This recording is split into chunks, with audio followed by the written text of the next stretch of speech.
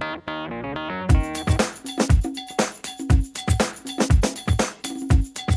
guys and welcome to the FriFunShow. Today is Friday, July 27th, 2012.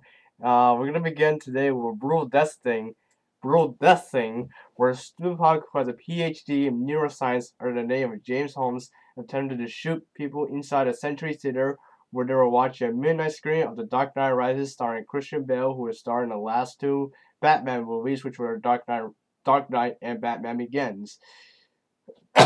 Along with Anne Hathaway, who stars as a dangerous but sexy Catwoman, along with British star Michael Caine and Gary Oldman.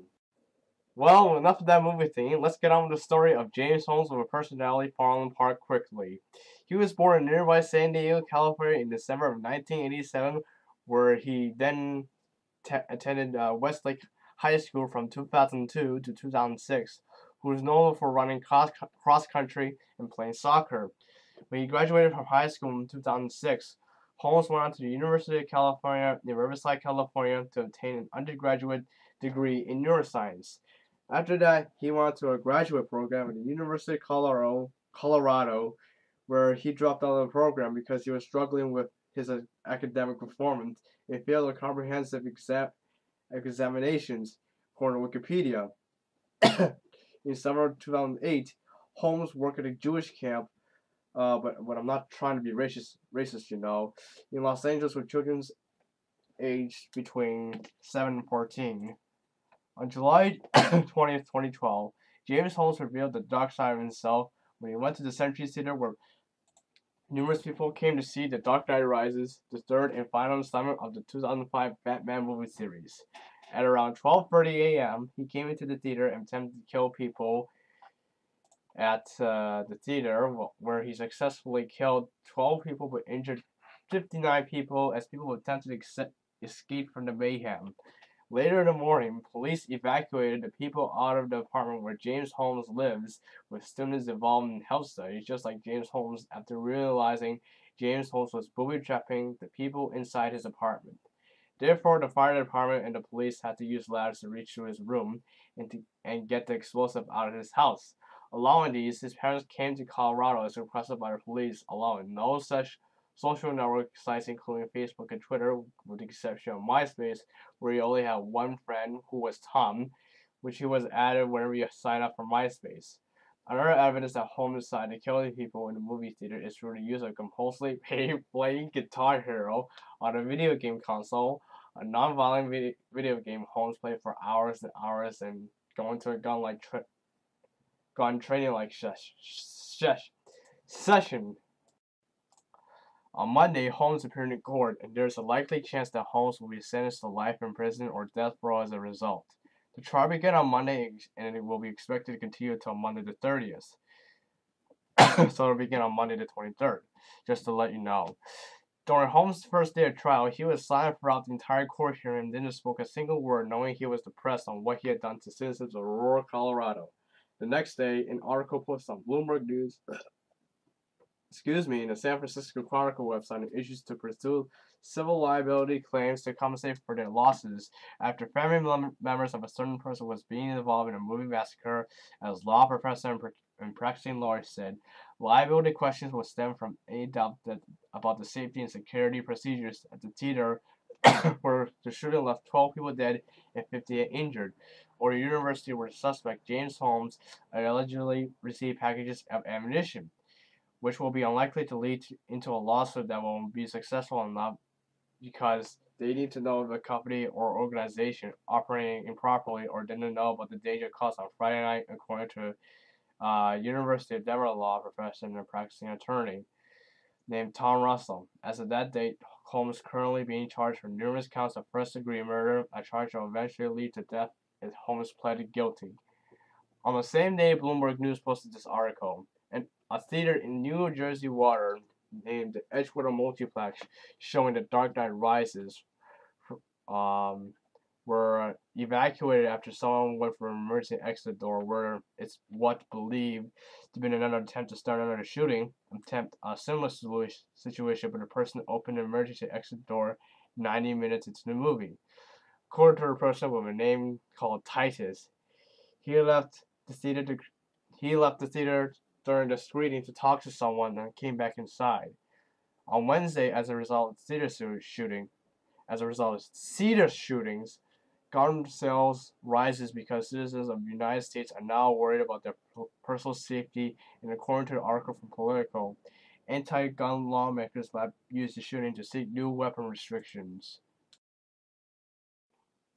Dick Rutan said that requests for concealed weapons training certification are off the hook.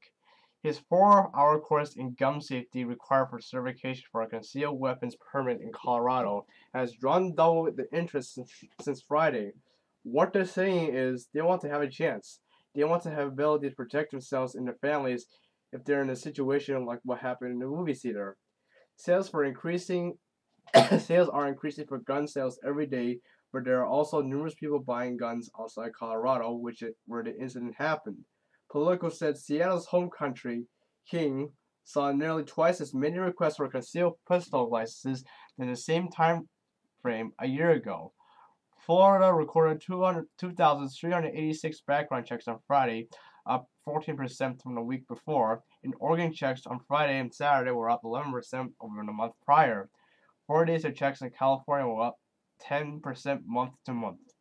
During the past decade, June and July has consistently been the slowest months for gun sales, according to the data from FBI. In addition to gun control problems after the movie Masscare, CBS News posted an article on how inaccurate James Holmes did well in school academically. Despite being an honors student in California college and went on to the graduate program, one of the former researchers at Salk told LA Times Holmes wasn't a good worker and shouldn't have been accepted into the summer program. Additionally, CBS News also mentions a mentor, James Holmes, who said that Holmes was accepted into the summer program because he had a background in computer programming. However, when he was tasked with writing codes for a certain experiment, he fails to do that, James Holmes gives the mentor just a complete messy product of a project. Recently, Kristen Bale, who played Batman in Dark Knight Rises, visited Aurora, Colorado to visit the injured victims during the midnight showing of The Dark Knight Rises. Recently, a guy dressed like a Joker was planning to blow everyone up inside a workplace called Pitney Bowes in Maryland, similar to the incident happened about a week ago. However, this guy is from Crofton, Maryland instead of San Diego, California. According to ABC News, the suspect has 25 firearms in his house, which includes rifles, shotguns, and handguns. The main reason why the guy was dressed like that, like the Joker, in particular cases, is a result of his termination of his job at Pitney Bowes, which is known for producing postage meters and machines, where the company released a statement saying, "The suspect arrested is an employee of a subcontractor to Pitney Bowes. At Pitney Bowes, we have a clear security protocol, and when we had concerns about this individual, we contacted authorities." In my opinion, James Holmes should have known what to do in the first place. He should have never started the shooting in the first place. Just enjoy watching the movie and nothing will happen, you piece of dirty jerk. Well, enough of that piece of crap movie massacre news. Let's move on to Penn State news. In sports news, Penn State finally gets punished by the NCAA, which requires Penn State to pay a tremendous $60 million fine as a result of the sex scandal caused by Jerry Sandusky, along with his coach Joe Paterno a decade ago. In addition to a $60 million punishment, NCAA also banned Penn State football team from college bowl games, along with scholarships, and statue of Joe Paterno has been torn down. A sanction has been released to Penn State from the NCAA describing the punishments Penn State will have to face. If you want to go to a good college or if you want to go to a good college or a good school, don't go to Penn State. Now let's go on to technology news, where Apple customers will now want a product so bad they can't wait for it, which is the iPhone 5. According to an article from Computer World, when a research firm said that advanced demand for Apple's next iPhone is at an all-time high, in a survey of 4,000 North Americans, 14 of them said they were likely to get the iPhone 5, with 17 of them are somewhat likely to get it. ChangeWave described a new iPhone will include a larger screen, connection to a blazing fast LTE mobile data networks, just like some of the phones that are already providing LTE connections. The current iPhone on retail shelves, the iPhone 4S, doesn't support LTE connections, suggesting customers to buy a newer one in the future. We have a survey from Computer World where it says the 31% of people who were likely to buy the iPhone 5 was 44% higher than the 21.5% who were answered in the same way ChangeWave conducted last year, just before the launch of the iPhone 4S. Additionally, iPad trending will be much stronger as Apple launches newly designed tablet as a successor to iPad 2. Basically, newer products designed by Apple will attract more customers than the older products, which will tend to have less. In some world news, Iraqi insurgents take murderous blame, according to an article from the New York Times, where it reported. New York Times reported that 48 attacks occurred throughout Iraq, launched by insurgents, causing car bombs to be set up, destroying a military base, along with attempting to kill the policemen of the Iraq. While 103 people were killed and 300 people were wounded in just one day, making a historic day in the Middle East. Al-Qaeda produced an audio message saying that Iraq will be celebrating the Ramadan on Sunday. One of the military analysts, who was a former instructor at a military college in Iraq, says Al-Qaeda in Iraq is making a big joke to the government and the Iraqi security forces. That happened on Monday, just by the way. Now let's just move on to a news that Google paid a tribute to, and it's Amelia Earhart's, where we will celebrate her 115th birthday. On Tuesday, July 24th, Google paid a tribute to Amelia Earhart, who was notable for being the first female pilot to fly across the entire world all by herself almost 70 years ago in 1932, and put a Google doodle of her with the word Google on the wings of the plane of Lockheed Vega 5B, which is the plane Amelia flew when she did her flight across the Atlantic Ocean, according to The Guardian, and can't be seen today in the nation's capital. And can be seen today in the nation's capital. I'm just making sure. Inside the Air and National Space Museum of the Smithsonian. Amelia Earhart was born in 1897 in Kansas. In her early years, she was homeschooled until she entered high school in her junior year, along with her love with the great outdoors. Additionally, she met several famous people, including two presidents, Kevin Coolidge and Herbert Hoover, and is notable for having her own line of clothing.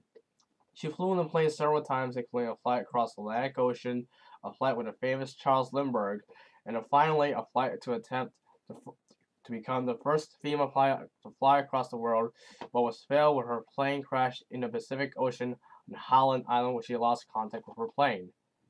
In some city-type news, China has built a city on its island. China's newest city is located, according to an article from Chiron.com, on a remote island called Yongxing Island, which is located in South China Sea, about 200 miles away from China's Hainan's Getaway Island, or tropical island. The Yongxing Island can be quite too small to host an airship and are owned by China along with Vietnam. It includes a post office, a bank, a supermarket, and a hospital, but the freshwater for this brand new city will have to be transported by freight trains. Currently, the population of the new city only stands at 613 people, which in some cases, the Yongxing Island city could be notable for being the smallest city in the world. And man, that city is quite small. In some YouTube news, YouTube started this on Tuesday to prevent from user posting rude comments. Where on Tuesday, where a YouTube user tries to comment on something or upload a video onto YouTube, it will ask a YouTube user whether or not they want to drop their username and show the public their real name, which probably you might want to do if you're on YouTube, which is done to prevent people from posting rude comments on videos along with back away from keeping usernames secret. YouTube is currently owned by Google, notable for Google Plus, Google Maps, and Gmail. If a user refuses to change their username to its real full name, YouTube will still allow the user to change their change to the real name in the future just by clicking settings on the top right hand corner. Click advanced and finally click on begin my stupid cough monster. And finally click on begin using my full name on YouTube. Once the user changed use the username to the full name, YouTube will reveal the user's content and let the user choose which will still be associated with the user's account when the user starts using his full name. So that would probably be a good idea. Come on, camera, stop doing this! There we go. In some Steve Jobs news / Apple news, there's going to be a memorial built for him. And here's the story. Hey guys, do you miss Steve Jobs for his innovative technologies since his death last year? Well, no need to worry. There will be a competition held in Russia, held by a private foundation to create a memorial from an ordinary classic statue to a statue as a tribute to a famous person. Top 3 winners will receive prizes. Third place will get an 8GB iPhone 4, while the second place will receive a 16GB iPhone 4S. The winner of this contest will get a Wi-Fi cellular iPad. St. Petersburg is known for being the center for Russian technology, according to its project organizers. Additionally, a statue of Steve Jobs was built in Hungary in honor of him in December last year. Steve Jobs died last year at the age of 56 because of cancer. He was notable for working with Apple, Pixar, and Next companies. Why is the geese Canadian? Because the geese lives in Canada! Hey guys, that is it for the first part of the FriFunShow. Click here for part 2 of the FriFunShow. It will be up tomorrow, hopefully. But while this is already up today, so just wait until tomorrow. Until then, I'm Alfun. See you tomorrow.